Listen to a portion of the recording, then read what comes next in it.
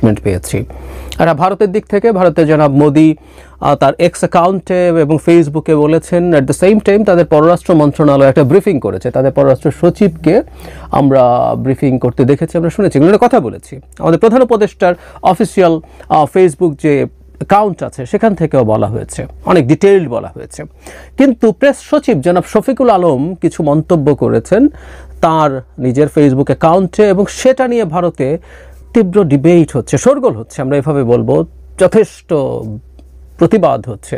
মানে তাদের বক্তব্য হচ্ছে প্রেস সচিব যা বলেছেন সেটা বাড়িয়ে বলা, পলিটিক্যালি মোটিভেটেড, এবং এটা সত্য কিছু না।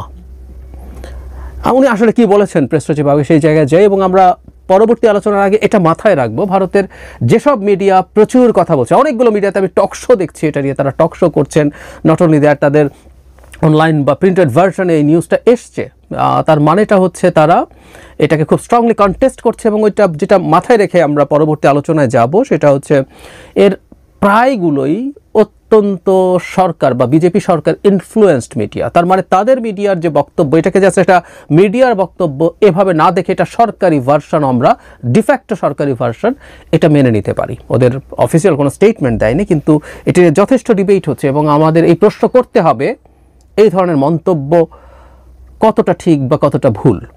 জনাব শফিকুল আলম যেটা লিখেছেন এটা নিয়ে ইনফ্যাক্ট আমি নিজে একটা টক শোতে প্রশ্ন ফেস করেছি, এই প্রশ্নটা শেখ হাসিনাকে নিয়ে আমাকেও করা হয়েছিল। উনি লিখেছেন এরকম, আমরা আশাবাদী শেখ হাসিনাকে একদিন ঢাকায় ফিরিয়ে আনা হবে এবং আমরা শতাব্দীর সবচেয়ে আলোচিত বিচার দেখতে পাব। তিনি যেটা বলছেন সেটা হলো যে বৈঠক হয়েছে সেখানে এটা কিসের ভিত্তিতে বলছেন, নরেন্দ্র মোদীর প্রতিক্রিয়া নেতিবাচক ছিল না শেখ হাসিনাকে যখন ফেরত পাঠাতে চাওয়া হয়েছে। এটা নিয়েও ভারতে তীব্র আলোচনা চলছে, বাদানুবাদ চলছে, বাদানুবাদ না, ইনফ্যাক্ট আমাদের কেউ নেই, তারাও খুবই টাফ সমালোচনা করছেন। আরেকটা মন্তব্য নিয়ে সেটা এরকম, জনাব শফিকুল আলম লিখেছেন, দ্বিপক্ষীয় বৈঠকে মোহাম্মদ ইউনূসের প্রতি অত্যন্ত সম্মান প্রদর্শন করেন প্রধানমন্ত্রী নরেন্দ্র মোদী। তিনি অধ্যাপক ইউনূসের কাজের প্রশংসা করেন। তিনি প্রধান উপদেষ্টার উদ্দেশ্যে বলেন, যদিও ভারতের সঙ্গে শেখ হাসিনার সম্পর্ক ভালো ছিল, তবে আমরা আপনার প্রতি তার অসম্মানজনক আচরণ দেখেছি, কিন্তু আমরা আপনাকে সম্মান ও শ্রদ্ধা জানানো অব্যাহত রেখেছিলাম। এই দুটো মন্তব্য, এই মন্তব্যটাও মানে শেখ হাসিনার সাথে তাদের সম্পর্ক ভালো ছিল, কিন্তু ডক্টর ইউনূসের প্রতি যে অসম্মানজনক আচরণ ছিল সেটা তাদের কাছে দেখেছে, কিন্তু আমরা আপনাকে সম্মান এবং শ্রদ্ধা জানানো অব্যাহত রেখেছিলাম। দুটো ব্যাপার, মানে মোদির প্রতিক্রিয়া নেতিবাচক ছিল না, এই ব্যাপারটা আমরা যদি এভাবে বলি, ডাজ ইট মিন ইতিবাচক ছিল? মানে শেখ হাসিনাকে আমাদের প্রধান উপদেষ্টা চাইলেন যে তাকে ফেরত পাঠানো দরকার, তিনি ওখানে বসে বকবক করছেন, এগুলো বন্ধ করা দরকার, এগুলো বলা হলো।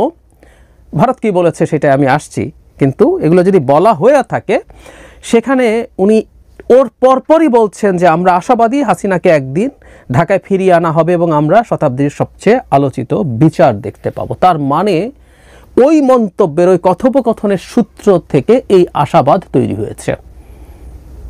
প্রশ্নটা কি আমরা এভাবে করব যে শেখ হাসিনাকে ভারত ফেরত দেবে, এরকম অন্তত আশাব্যঞ্জক কিছু দেখিয়েছে, বলেছে? মানে ভারত না বলে দিল একটা কথা, না বলে নাই, ডাজ ইট নেসেসারিলি মেন? ভারতের মিডিয়াতে যেটা বলা হচ্ছে সেটা হলো এখানে নাকি নরেন্দ্র মোদী বলেছেন এই ধরনের ডিসপিউট যেসব ইস্যু নিয়ে হচ্ছে এগুলো মন্ত্রী পর্যায়ে কথা হতে পারে। আমরা আসলে খুব ভালোভাবে জানি, মোটামুটি নিশ্চিতভাবে জানি যে ভারত শেখ হাসিনাকে ফেরত দিচ্ছে না। কিন্তু আরেকটা কথা যেটা হয়তো আরও বেশি ডিবেটের জায়গা, সেটা হলো যে শেখ হাসিনা ডক্টর ইউনূসের প্রতি অসম্মানজনক আচরণ করেছে, কিন্তু মানে এটা বলছেন তারা দেখছেন এবং রেকগনাইজ করছেন। মানে প্রশ্ন হচ্ছে এই কথাটা কি হয়েছে ভেতরে? হয়ে থাকতে পারে। আর ভেতরে হওয়া সব কথা কি খুব সিরিয়াস, নাকি সব কথা মধ্যে কিছু কথা সৌজন্যেরও থাকে? দুজন মানুষ যখন বসে, এবং তার চাইতে জরুরি কথা, সব কথা আসলে সামনে এসে বলা হয় না, গ্রসলি বলা হয় যে তারা পরস্পরের প্রতি সম্মানজনক আচরণ করেছেন, সৌহার্দ্যপূর্ণ আচরণ করেছেন, আর দুই পক্ষ থেকেই কি কি কথা বলা হবে সেটারও একটা প্যারামিটার থাকে। এই কথাটা যদি না হয়ে থাকে তাহলে এটা বলাটা একটা মিথ্যা তথ্য, এটা ভয়ঙ্কর। আর যদি এটা হয়েও থাকে, আমি আবারও বলছি, ভারতীয় মিডিয়া যখন এটার সমালোচনা করছে এই বক্তব্যেরও, দ্যাট মিনস আরও অনেক কিছুরও সমালোচনা করেছে, সেটার দিকে যাচ্ছি না। এমনকি আমাদের অফিসিয়াল স্টেটমেন্টেরও কিছু কিছু জিনিস নিয়ে তাদের ক্রিটিক আছে, সেদিকে যাচ্ছি না। কিন্তু আমি বলছি এটারও যখন সমালোচনা করছে তখন আমাদের বুঝে নিতে হবে যে এই বক্তব্যটাও ভারতের বিজেপি সরকার পছন্দ করেনি। এটা যদি হয়েও থাকে, এটা দুজন নেতা যখন বসেছেন পরস্পরের মধ্যে আইস ব্রেকিং হয়, তাদের মধ্যে দীর্ঘদিনের একটা সমস্যা ছিল, বাংলাদেশ চেয়েছে কিন্তু ভারত শেষ পর্যন্ত আসা মানে হচ্ছে ভারতও চাইছে এই সম্পর্কটার মধ্যে অন্তত স্বাভাবিকীকরণ দূরে থাকুক, ডিএসকালেট করুক। যে আমাদের টেনশনটা বাড়ছে ক্রমাগত, এই বৃদ্ধিটা অ্যাটলিস্ট থামুক। আমরা অন্তত যেই জায়গায় আছি অন্তত সেই জায়গায় আগে থাকি, তারপর আস্তে আস্তে টেনশন কমানোর অন্তত চেষ্টা করি। সেই চেষ্টা ভারতের দিক থেকেও আছে। সুতরাং পরস্পরের প্রতি কিছু মন্তব্য করবেন, কিছু বক্তব্য দেবেন যেগুলো আসলে এই ক্ষেত্রে হেল্প করে, আইস ব্রেকিংয়ের জন্য কাজ করে। সেটা যদি বলেও থাকেন সেটা পাবলিকলি বলা উচিত কি অনুচিত, এই প্রশ্নটা আসলে আমাদেরকে ভেবে দেখতে হবে এবং এটুকু বুঝতে পারতে হবে। যেহেতু ভারত এটাকে সমালোচনা করছে, আমি আবারও বলছি, কথাটা বারবার বলা হচ্ছে, ভারতের মিডিয়ার, এক্সিস্টিং মিডিয়ার কথাকে আসলে সরকারের বক্তব্য হিসাবে নিয়ে নিতে হবে। এগুলো গদি মিডিয়া, এগুলো অনেক দিন থেকে এভাবে প্রতিষ্ঠিত। সুতরাং আমাদের এই জায়গায়ও ভুল হয়েছে কিনা খেয়াল রাখা দরকার আছে। আর আমি একটা কথা শুরু থেকে বলেছি, এখনও বলছি, আবারও বলতে চাই, গায়ের জোরে কোনো সফরকে অতিরিক্ত সফল দেখানোর কোনো প্রয়োজন নাই। এই প্রবণতা আমরা সরকারের মধ্যে দেখছি। চায়না সফরেও খুবই সফল সফর, চায়না গেছে, ইটসেলফ একটা সাকসেস। মোদি বসতে বাধ্য হয়েছে, ইটসেলফ ইজ এ সাকসেস। সত্যিই তাই, আমি বিশ্বাস করি, মনে করি।